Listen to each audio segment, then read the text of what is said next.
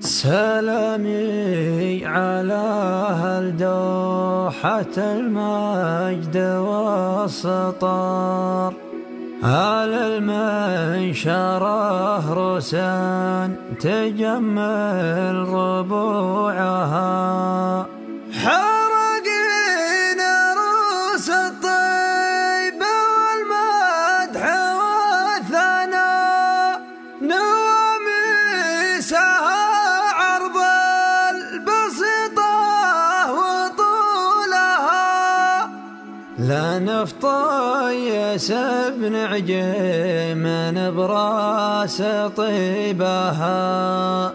ولا فيه قمة شاهقة ما رقى لها، ولا فيه قمة شاهقة ما رقى لها.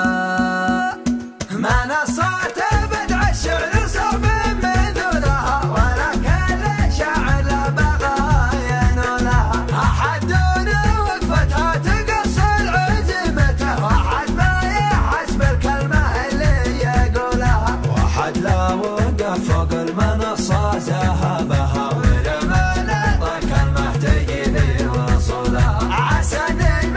اللي ينطلب من قصيده، واللي قال له كلمة يحصل قبلها، على كل حال الناس في الذوق تختلف، ولا هو بينكر فرقه الا جهلها، ولو كانوا اخوان وتشبه وجهها، ولا كتب نفرقها في عقولها، وانا اللي جذبني طيبكم يا لمنشرها، بقولها مالي عدو في وصولها، حرقيني وانا منحرج لا مدحتها، على مجدها الخالد وكثرة فعولها، حرقيني روس الطيبة والمدح والثناء، نواميسها عرض البسطة وطولها، حرقينا ذخر السيف والرمح والقنا، زمن المغازي ما تريح خيولها، وقف الرجال للعدا يندعى بها، عصور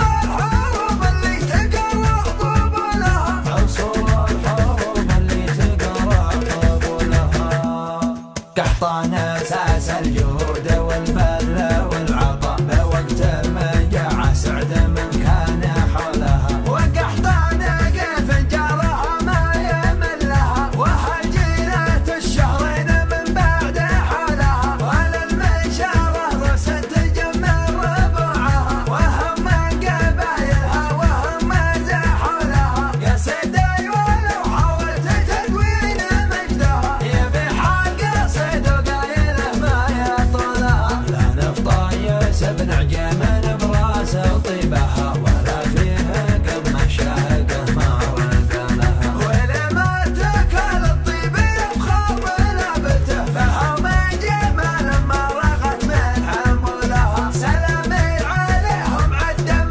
ناس الهوى، وعدد ما تفقده من السحايا فعولها، سلامي على أهل دوحة المجد والسطر، أهل صالة كبر الحدث ما يهولها، وهل سطوة عن حدها تندع العدا، وهل هيبة بنفوس الأعداد هولها، زمان الظلمة والجوع والخوف والقهر، لها صف وما تقرع عن المهزم ولها، بلا كلام مطلب من الواحد، لا حد يجملها للنخوة ويجمع شمولها، ومنكم سامين العذر يكمل قصيدتي، ترى وقفة الشاعر صعب مثولها، حرقيني روس الطيبة والمدح والثناء، نواميسها عرض البسطة وطولها، حرقينا ذخر السيف والرمح والقنا، زمن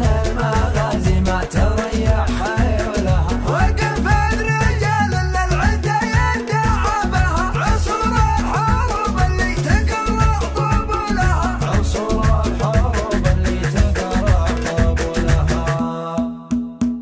وقحطان اساس الجود